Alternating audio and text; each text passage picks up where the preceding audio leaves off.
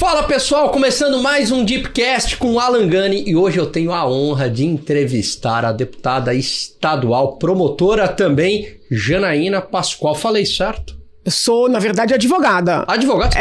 Não sou. Por que eu tenho essa ideia? É porque eu promovi a ação de impeachment na acusação. Então muita gente acha. Olha, eu achei. Mas o advogado criminalista, ele tem esse papel também, né?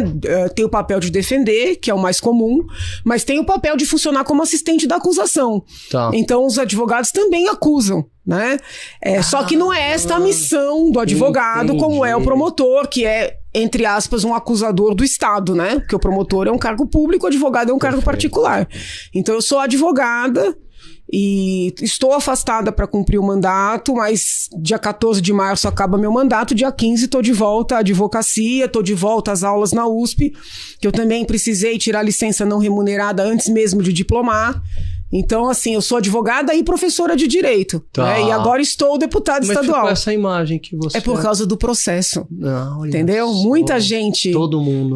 Muita gente achava. Muita gente achava. Interessante. E você é uma acadêmica também. Você faz pesquisa, tudo?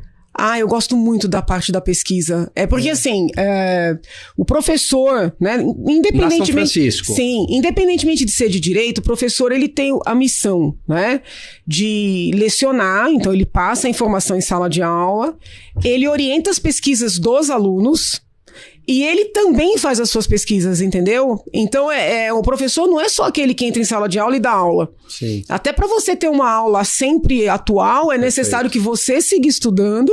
E a parte da orientação das pesquisas eu amo de paixão. Tanto é que quando eu fui obrigada a tirar a licença para assumir o mandato, eu tomei um choque, porque eu achei que eu teria que me afastar das aulas, mas não da orientação. Tá. Né? E eu tinha, assim, 10 orientandos em andamento. Tá. Alguns eu consegui acelerar pra gente poder depositar as dissertações e as teses, fazer as bancas. Foi uma loucura, assim. Cheguei a marcar 3 bancas por dia pra conseguir, entendeu? Finalizar. E alguns orientandos meus que estavam no início, eu precisei transferir para outros professores. Então isso foi o que mais me doeu. Entendi. Ao afastar da docência. E você, lá na USP, você dá aula só no mestrado, doutorado ou graduação também? Assim, a dinâmica do departamento, não sei se mudou, porque eu tô afastada há um tempo, mas era obrigatório que todo professor desse aula na graduação. Estar na pós poderia até ser uma escolha, mas a graduação era obrigatório. Então eu sempre conciliei graduação com pós-graduação. Entendi. E Janaína, você teve uma participação muito ativa durante o processo de impeachment, né? Você foi muito ativa, foi uma das responsáveis aí pelo impeachment, diretamente, né?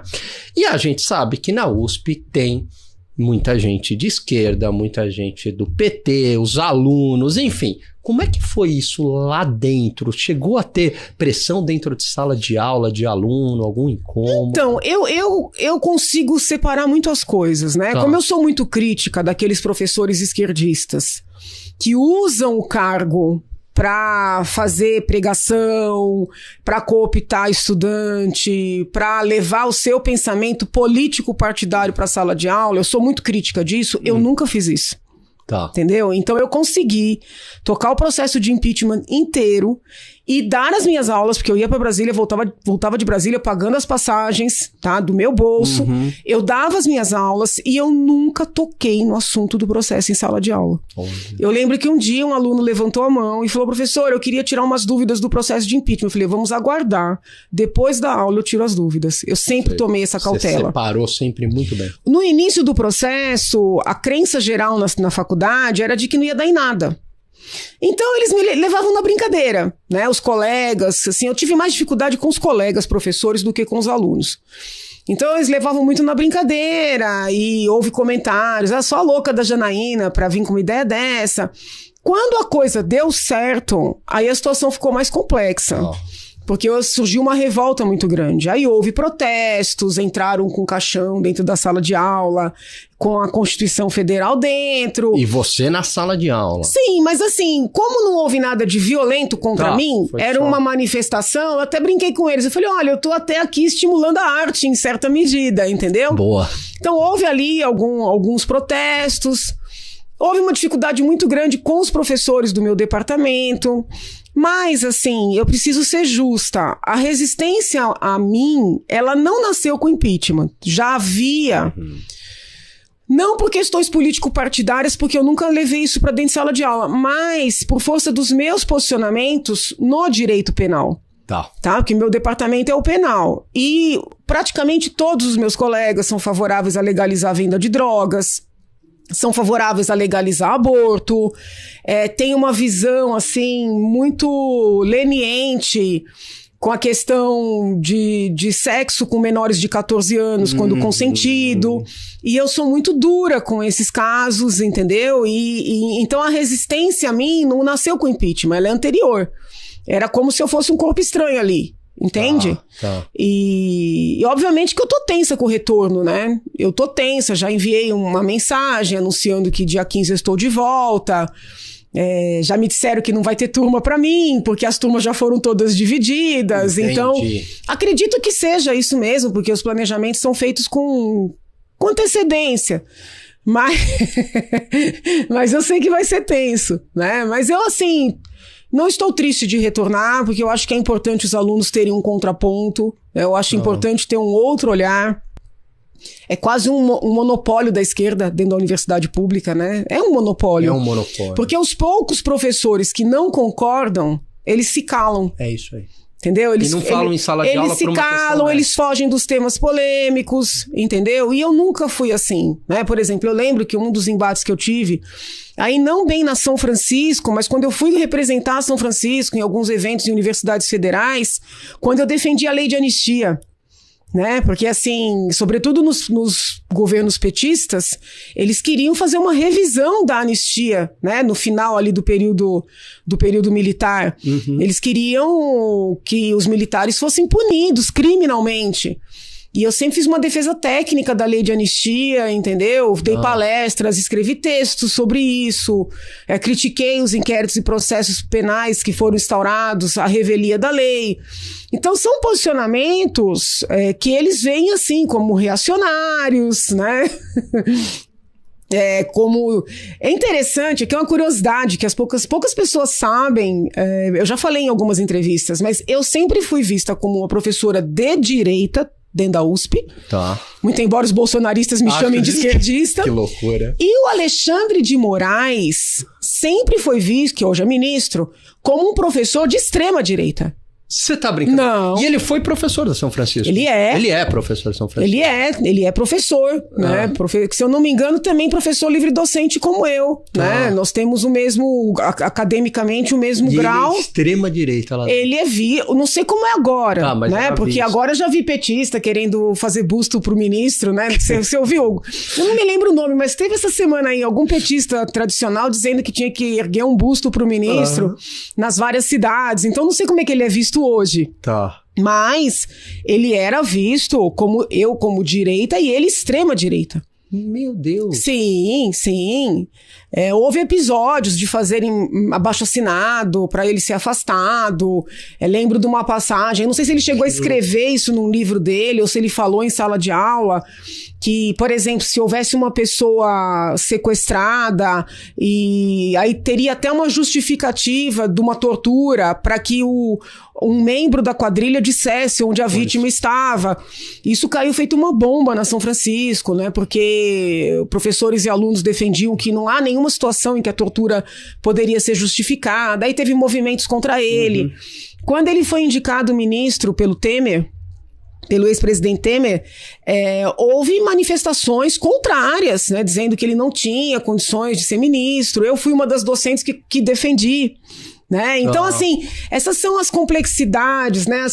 As perplexidades da vida como um todo e da vida acadêmica em especial. Né? Como alguém na academia tem um viés e muitas vezes na vida pública tem outro, né? Com isso eu não estou dizendo que hoje o ministro seja um homem de esquerda. Eu até, se eu tivesse que dar uma explicação psicológica para tudo o que aconteceu, eu acho que o Alexandre de Moraes de hoje, ele nasceu daquele momento em que os manifestantes bolsonaristas foram na porta da casa dele num final de semana ofender a família dele. Teve isso, não? Sim, foi interessante isso, porque eu lembro que eu me preocupei, eu não gostei. Aliás, as minhas críticas ao presidente, aos seus apoiadores mais raízes, né? Elas são muito baseadas nesses excessos, sabe? De não conseguir ter uma postura institucional, a liturgia dos cargos, né? E eu lembro que quando os manifestantes foram na porta do ministro... da casa dele. Da casa dele, aqui em São Paulo. Ele tem filhos, ele é casado, ele estava num fim de semana.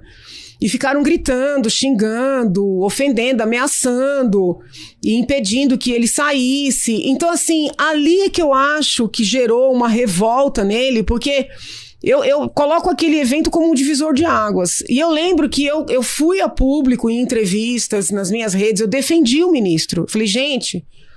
Não pode, isso não pode, né? Vocês querem fazer uma manifestação, façam no ambiente profissional da pessoa, façam de maneira urbana, entendeu? E eles gritavam que o ministro era comunista. Eu lembro que eu falei nas minhas lives, eu falei, o ministro nunca foi comunista, ele era tido como extrema-direita. Vocês não podem confundir uma divergência com o fato da pessoa ser comunista, né? Que isso virou moda, sim, né? Se você concorda, aí você é amigo. Se você diverge uma vírgula, a depender do grupo, você é fascista ou você é comunista, entendeu?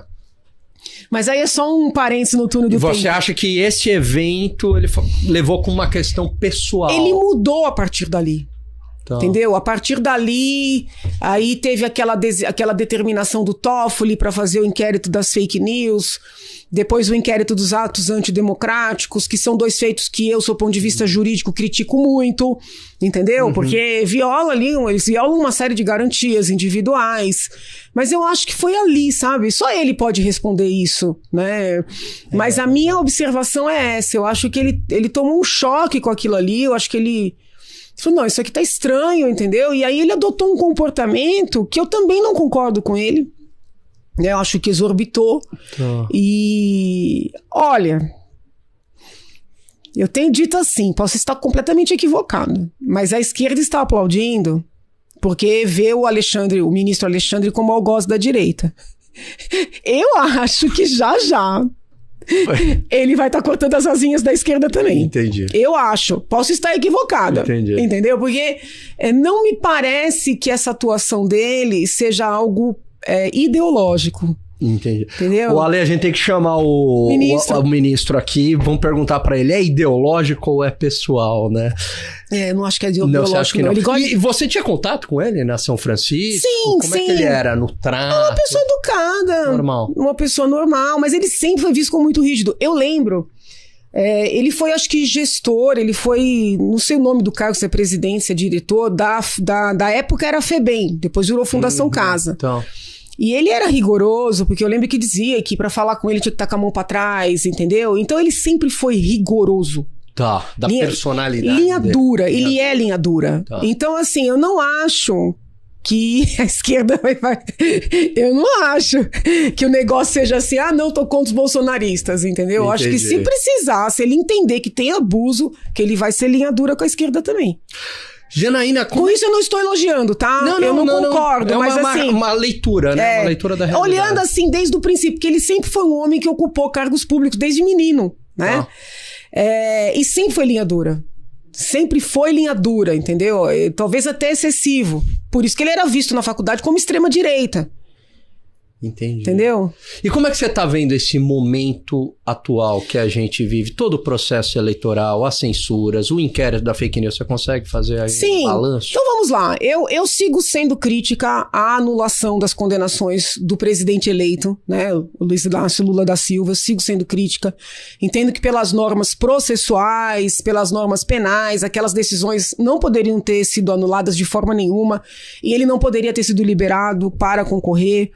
Mas foi, entendeu? Foi, as decisões transitaram em julgado, ele foi considerado elegível, houve todo o processo, foram 2 candidatos muito fortes, 2 partidos fortes, 2 partidos ricos, então os 2 tiveram recursos, os 2 tiveram exposição na televisão, ele foi eleito, né? Então assim, eu analisei a tal live do argentino, né?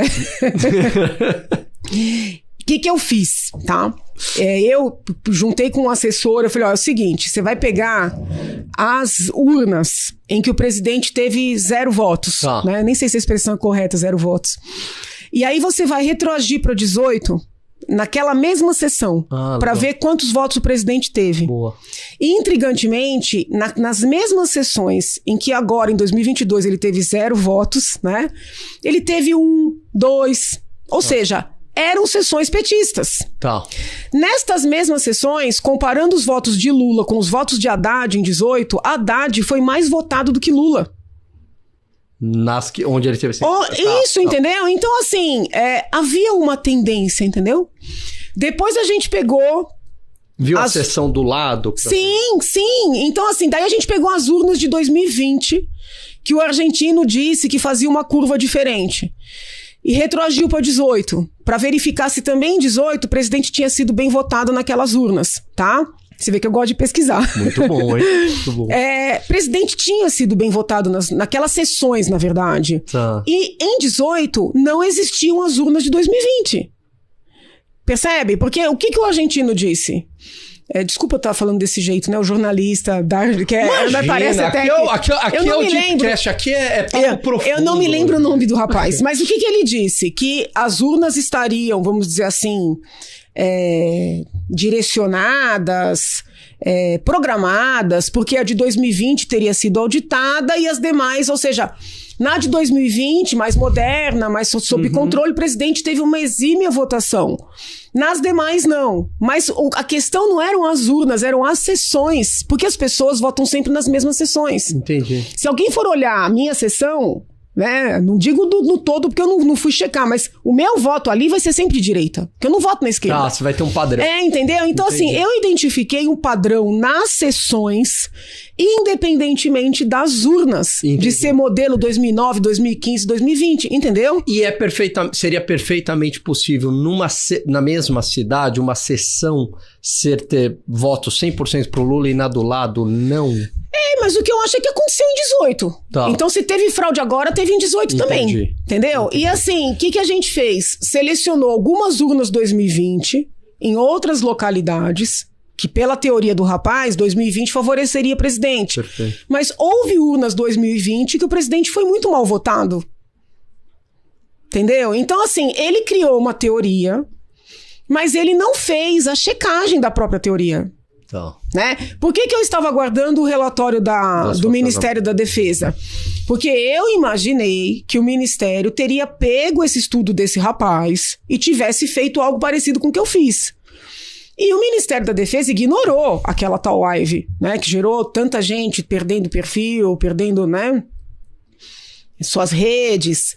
Aí o Ministério vem, faz ali algumas críticas ao acesso que foi dado ao processo de votação, mas diz que fez a comparação dos boletins de urna com a contabilização, que não identificou nenhuma divergência.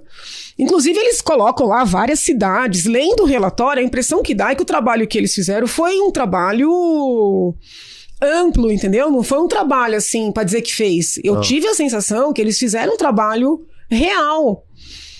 E eles fazem críticas, dizem que estão ali dando sugestões de melhora pro sistema, sim, mas em nenhum momento eles dizem, olha, teve fraude, ou o resultado não é confiável. Momento, eles falaram que não tiveram acesso ao código. Isso. Daí pleno, eles criticam ali a questão do fonte, código-fonte, mas assim, em nenhum momento fica claro ali que, olha, teve uma interferência, a gente sim, teve um indício.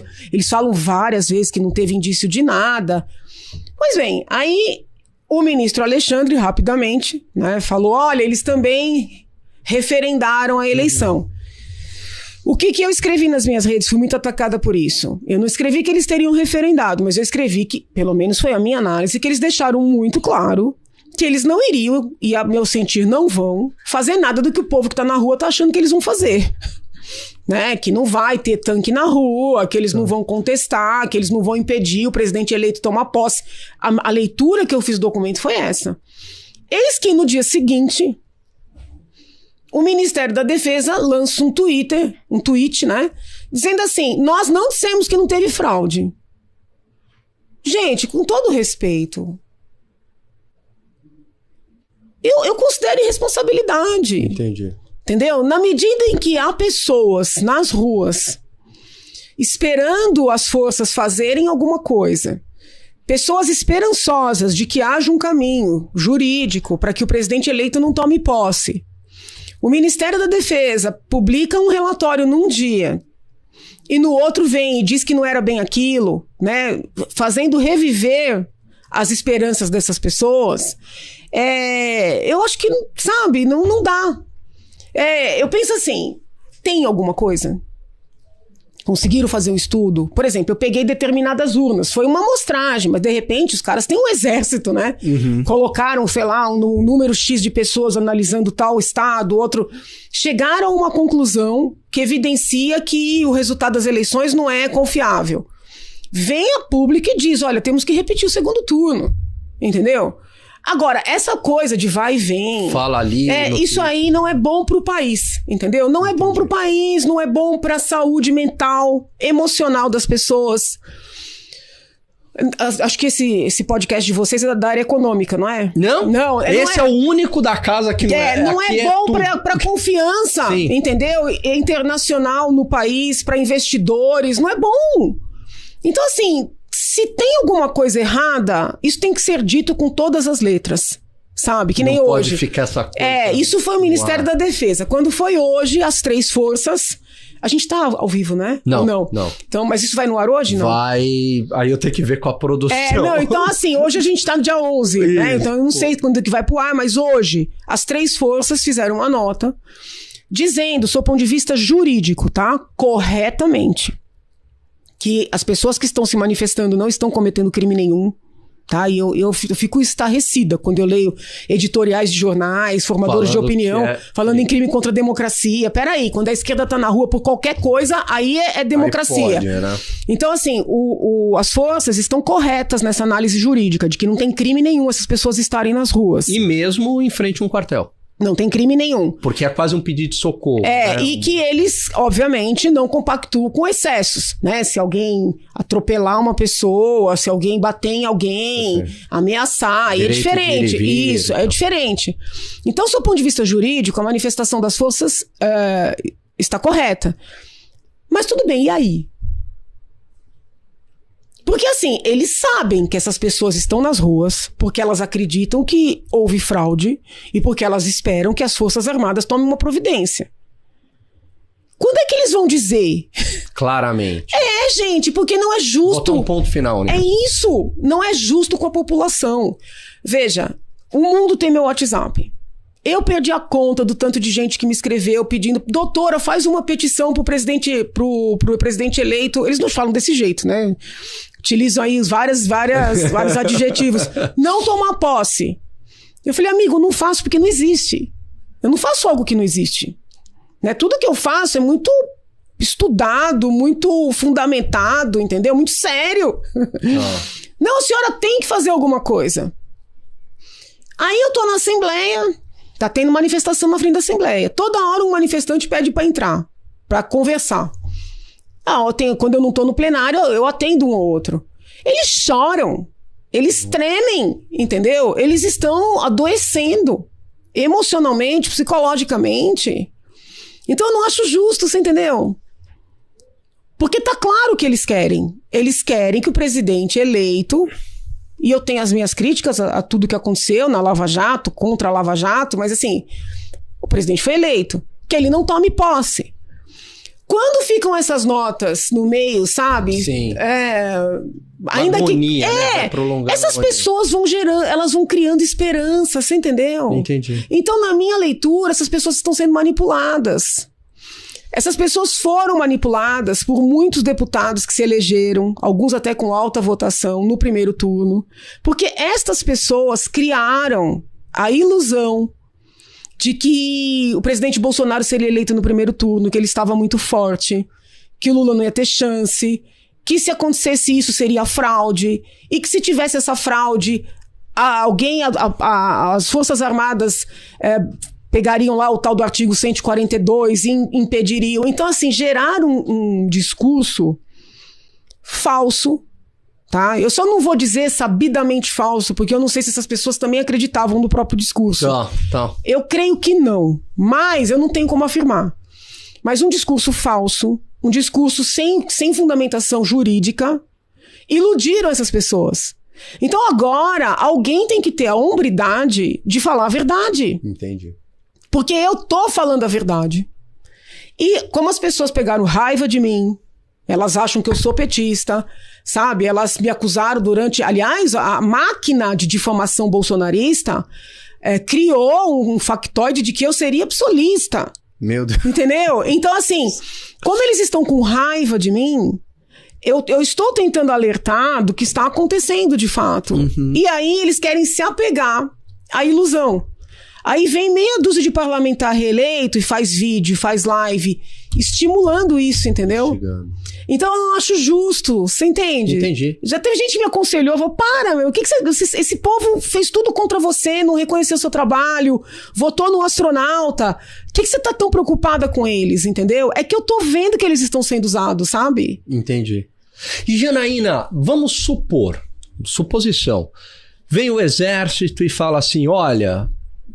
institucionalmente, não pelo tweet, fala, olha, teve fraude, é isso, fraude grave, A mais B, tal. E aí? O que a gente faz a partir daí? Quais são os existe mesmo o artigo 142, ele pode ser usado? O que tem de... Eu não vejo, assim, se acontecer... O que dá pra fazer? Se acontecesse de alguém evidenciar, né, uma situação de uma urna que teria, ou de várias que teriam sido de alguma maneira programadas, a única saída que eu vejo é uma renovação do segundo turno. No papel, entendeu? É fazer uma nova eleição. Pelo menos o segundo turno. Mas isso via Congresso, não o Exército. Veja, isso não está escrito em lugar nenhum, entendeu? Então não é que eu estou dizendo assim, vai ser via isso, via aquilo. Seria uma inovação diante de alguma evidência real. Agora, na medida em que o Exército já publicou o seu relatório e não trouxe essa evidência, não afirmou isso, como é que agora vai falar? Mas eles precisam falar com todas as letras, que eles não vão pôr os tanques na rua, que eles não vão lançar mão do 142, entendeu? Porque fica alimentando. É muito injusto, sabe? Não é que, que Janaína tá defendendo Lula. Não estou defendendo Lula. Eu só tô defendendo que as pessoas falem a verdade. Tem uma transparência no processo. Né? Entendi. Entendeu? E indo para a questão agora da censura que ocorreu, Janaína, como é que você vê censura Jovem Pan? Eu sou contrária, né? Todo tipo de censura, derrubar perfis, eu sou contrária às pessoas terem medo de falar. É óbvio que eu te digo o seguinte, e aí é uma crítica respeitosa. Eu não acho que um programa jornalístico possa conviver com adjetivos, sabe? Mesmo se for opinativo. Eu não gosto. Tá. Eu acho assim, você pode dar sua opinião. Mas se você é um âncora, você é um jornalista, eu não acho adequado você dizer que fulano é ladrão, entendeu? Tratar um candidato por 9 dedos ou por genocida, entendeu? Entendi. Eu não acho, eu acho que a gente tem que começar a melhorar o nível, entendeu? Entendi. Pra que as crianças aprendam a divergir com respeito, sabe? Então, assim, esse tipo de programa me agride, sabe? Como as postagens também com esses adjetivos, elas me agridem. Eu não gosto, né? Eu acho que isso aí é rebaixar o nível, sabe?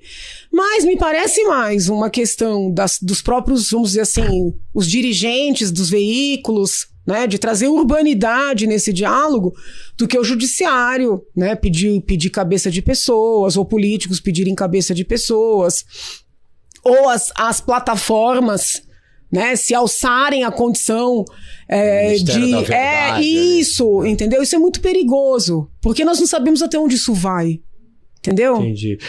Recentemente, aqui na BMC mesmo, eu entrevistei o Dr. Ivis Gandra. Tá. E aí ele disse o seguinte, foi obviamente contra essas censuras e dizendo que poderia ter modificado o resultado eleitoral, né, à medida que os veículos censurados foram mais à direita, apoiadores eu não acredito, com todo respeito ao professor, que sabe que eu adoro o professor, não acredito nisso, tá? Pra mim, o que afundou o presidente foi o radicalismo, entendeu? Dele, do entorno, dos apoiadores, foi a falta de humildade. Se você pegar o que eu gravei de áudios, mas com muita antecedência, não foi às vésperas da eleição, foi com muita antecedência, pedindo pelo amor de Deus, pro pessoal parar de perseguir a direita. Porque, assim, isso é um dado intrigante, desde o início do governo do presidente. Eu não vi bolsonarista indo lá no perfil do Boulos, do Lula, da Gleisi, do Freixo, pra xingá-los. Eu não vi. Uhum. Agora, no meu... Sim, no do Danilo Gentili, no seu, sabe? Falei, que é isso aí? Por que eles querem com isso? Entende? Então, assim, as pessoas foram se afastando. Eu perdi a conta do número de pessoas que foi ao meu gabinete e disse assim, Janaína, eu voto em qualquer um, menos no Bolsonaro. Falei, mas amigo, você fez campanha pra ele comigo. Nós fomos juntos fazer campanha. Janaína, eu voto em qualquer pessoa, menos no Bolsonaro. Eu ouvi isso muitas vezes. E eu nunca fui encastelada, nem encapsulada na bolha, né? Eu sempre visitei as cidades, visitei câmaras de vereadores, visito muitos hospitais, acabei entrando muito na pauta da saúde, recebo vereadores, recebo prefeitos, líderes de movimentos, e isso era uma coisa muito presente. Tirando a bolha, que ficava naquele discurso, vai dar primeiro turno... A rejeição ao presidente saltava aos olhos. Então, com todo respeito ao professor Ives, para mim não tem nada a ver, entendeu? O problema foi o auto-engano, né? Ele se cercar de puxa-sacos interesseiros, porque na medida que esses interesseiros puxa-sacos ficavam gritando, não, é primeiro turno, se o outro ganhar é golpe, esse povo se elegeu. Porque acho que isso aí a gente tinha que rever, sabe? Tinha que no primeiro turno eleger, votar presidente e governador, e no segundo definir, né? E votar deputados, senadores. No segundo. Porque é muito oportunismo. Os caras fazem um discurso radical, olha, interessante, colam no candidato majoritário. Isso aí, olha, precisa mudar. Se elegem, né? Alguns dão uma banana pro candidato que puxou. Exatamente. Entendeu? Outros estão vendo o fogo pegar fogo, o circo pegar fogo, viajaram, estão passeando, estão eleitos. Aí já não... Entendeu? Mas cadê o astronauta? Me fala, cadê o astronauta? Né? Eu tô sendo cobrada todo santo dia a me manifestar sobre as manifestações. Cadê o astronauta? Entendeu? Então, assim, e não é só ele que sumiu. Um monte, tá passeando, tá de férias. E aí? O cargo lá, acabou. Entendeu? Então a gente tem que inverter isso aí.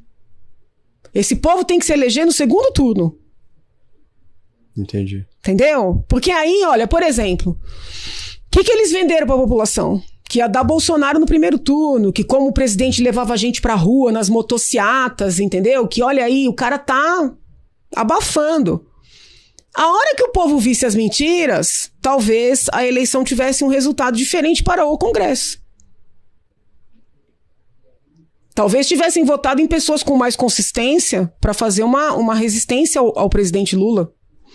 Entendeu? Porque agora ali só tem youtuber.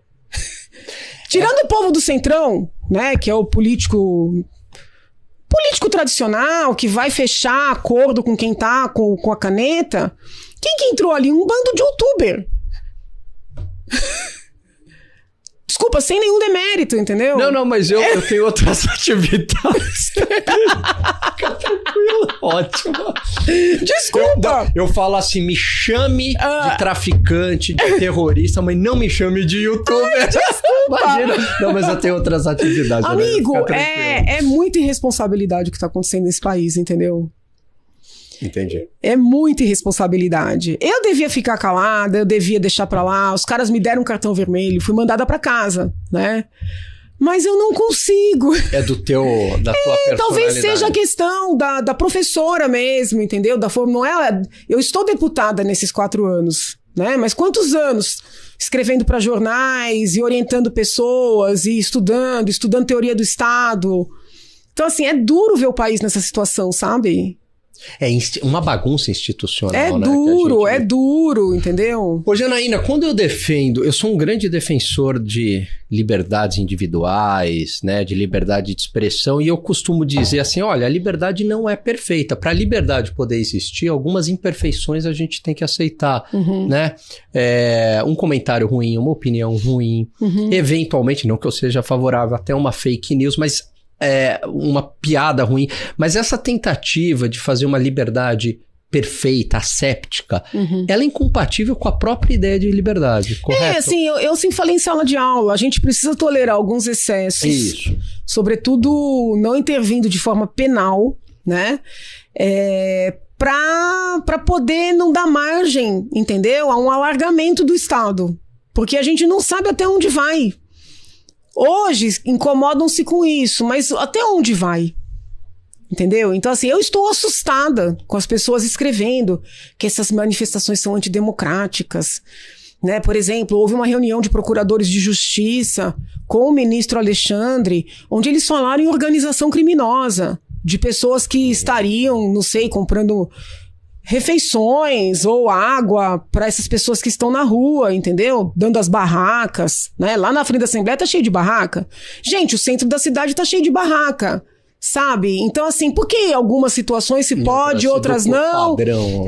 Então, assim, eu fiz alguns semestres com os meus alunos estudando as decisões do Supremo pró-liberdade de manifestação.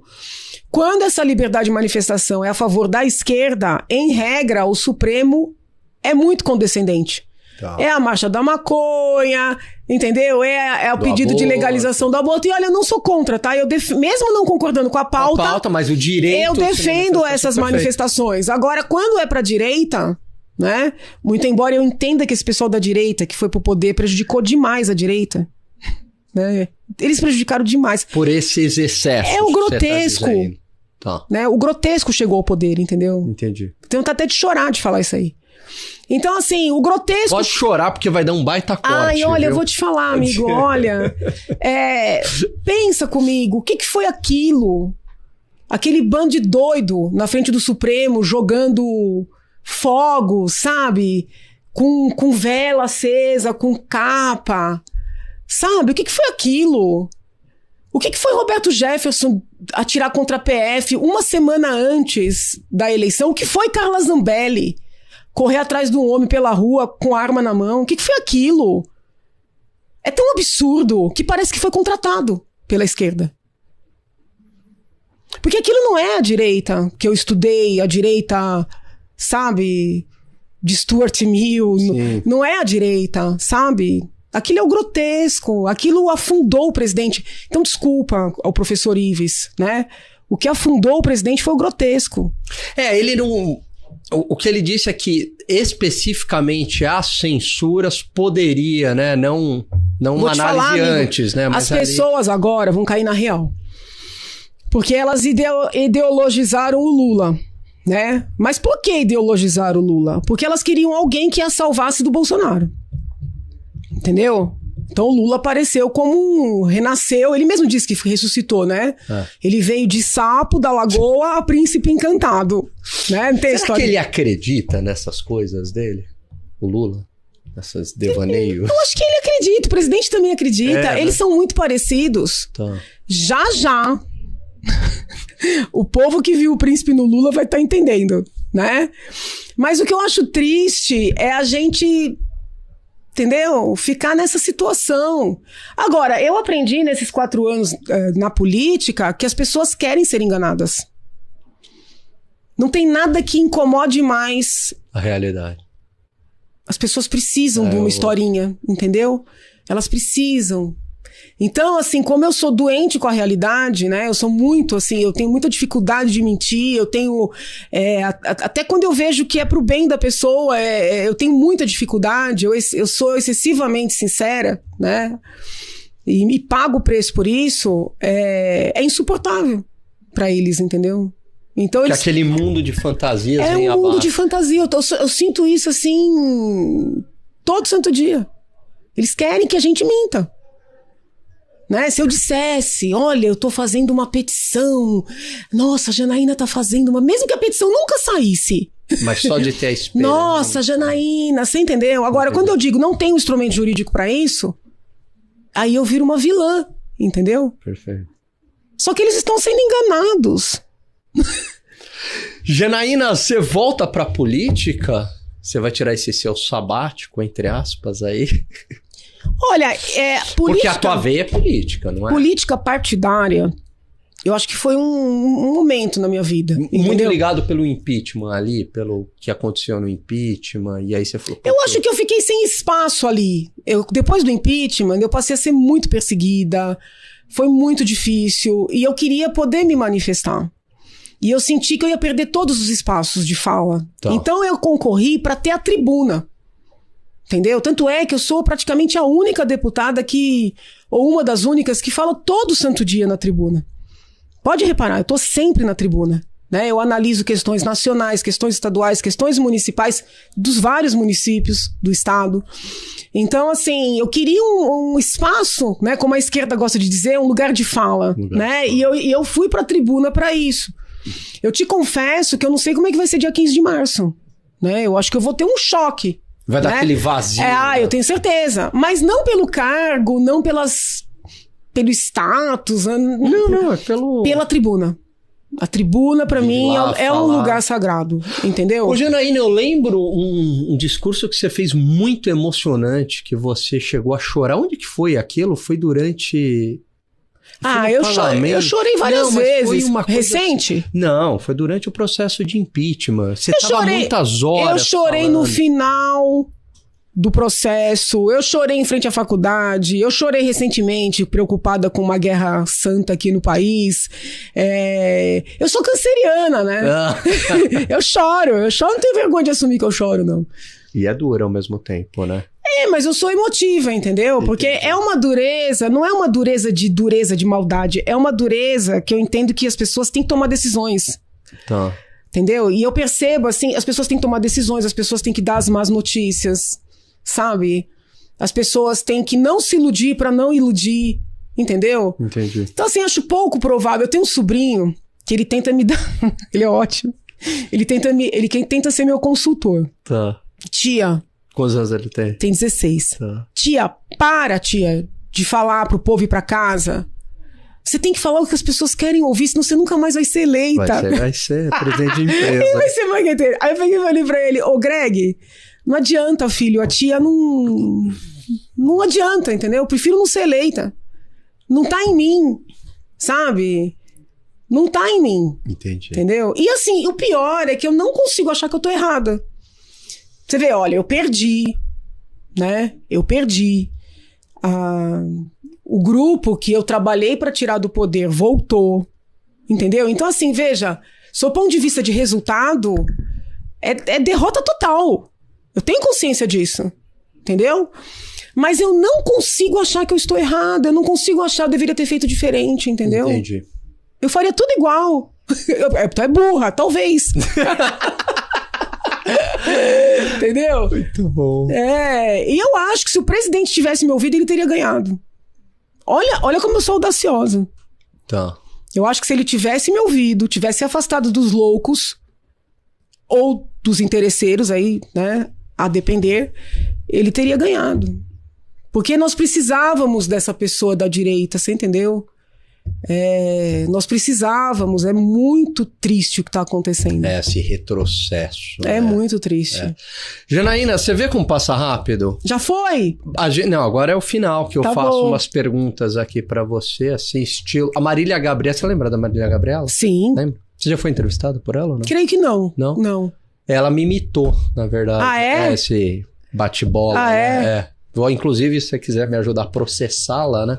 Porque ela me plagiou, tá certo? Deixa quieto, não processa ninguém, processo, não. Ela me plagiou. Processo te tira energia. Não, é sério. Eu sou uma advogada diferente. Você fala não. Eu sempre aconselho a pessoa a evitar processo. Não, mas é brincadeira. Eu, na verdade, tô copiando o estilo dela. Vamos lá, então. Liberdade pra você é a pessoa poder ser o que acredita que deve ser. Estado democrático de direito significa o quê? O Estado ditando o mínimo possível na vida dos indivíduos, né? Colocar o indivíduo no centro. Um livro. Olha, tem vários. Eu gostei muito, eu li muito jovem, O Príncipe de Maquiavel. Uhum. Um livro que me marcou muito na vida foram As Confissões de Santo Agostinho. Eu indico muito o livro do Bobbio, Elogio à Serenidade. né? Recentemente eu li um outro livro dele sobre intelectuais e poder. Eu acho até que foi uma espécie de terapia que eu fiz depois de perder a eleição, entendeu? Porque eu entendi melhor o meu papel. Foi muito legal, né? Eu fui na biblioteca da Assembleia e fiquei olhando e falei... Intelectuais e poder. Intelectuais e o poder. E o poder. E eu compreendi um pouco, né? Porque quando eu saí tão derrotada, né? Tão derrotada, eu falei, gente, eu sou um fracasso. E eu não conseguia me arrepender das opções que eu fiz. Então é duro, porque você tá vendo que você fracassou e você não consegue se arrepender. Então o que é isso? É burrice?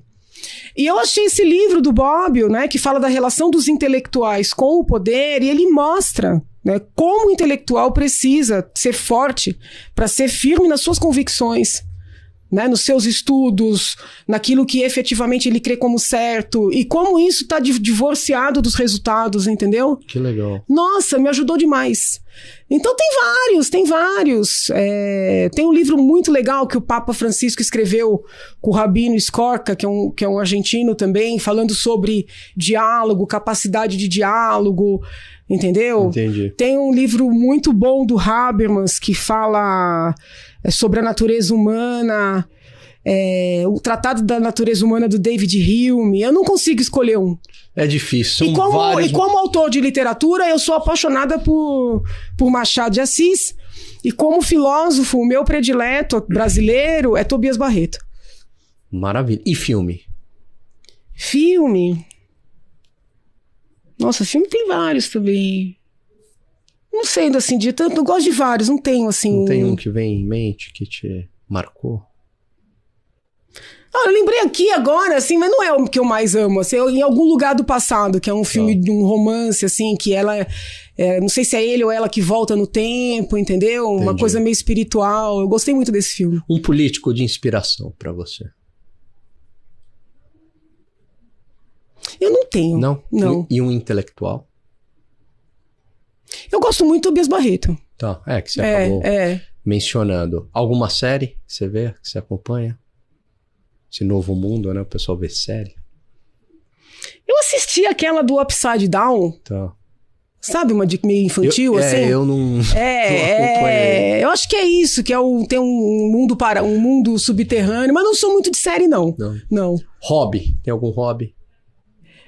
Mesmo eu não sendo magra, eu gosto muito de fazer exercício. Tá. Eu gosto muito, assim, eu preciso fazer exercício todo santo dia e, por exemplo, nesse período que eu tô com muitas situações e eu tô uma semana sem conseguir, eu já começo, sabe, sentir falta. Eu gosto muito de viajar, né, dentro do possível. E não precisa ser uma viagem só sair, enjoada, né? Entendeu? Pode ser uma cidade pequena, gosto de visitar a igreja, visitar museu, você entendeu? Conhecer outras culturas, eu gosto muito. E que exercício?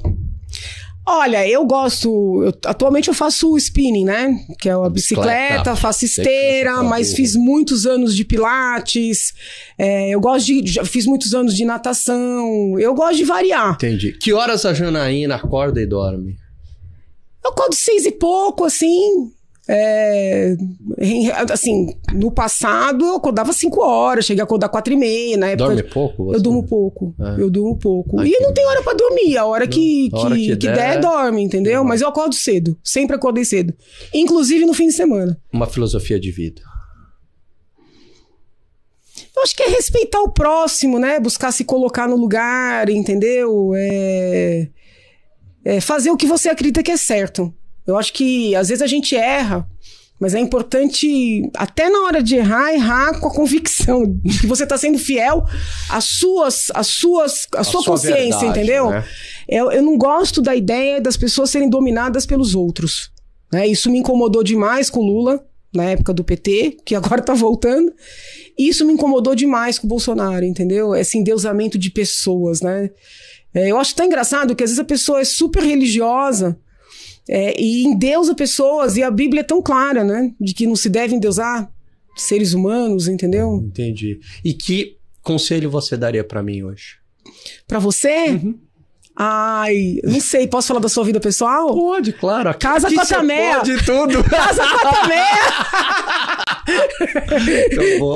Não sei se podia falar. Ótimo. O legal desse programa é isso, é a espontaneidade. Não, aqui não tem corte. Muito bom. Janaína, brigadíssimo. Foi um excelente papo. Você é muito verdadeira no que você fala. Isso dá pra testar. É duro, viu? É, né? É duro. Pessoal, conversei aqui com essa fera intelectual, esse ótimo papo, essa simpatia, a Janaína Pascoal, que é deputada. Quando é que se abandona? Até 14 de março. Até 14 de março, depois volta a advogar, volta para a vida acadêmica. Isso. E se você gostou desse conteúdo, não se esqueça de se inscrever no nosso canal, dar o like, compartilhar o nosso conteúdo. Lembrando que a gente está no Spotify, na Amazon, no YouTube. Eu vejo vocês numa próxima entrevista. Um grande abraço a todos. Tchau, tchau.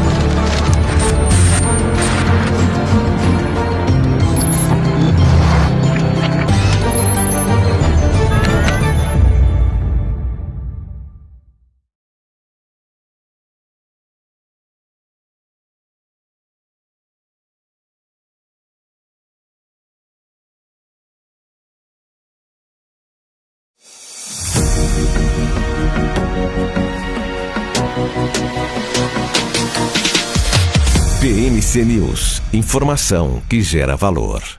Você está cansado da mesmice? Negociando em plataformas com ferramentas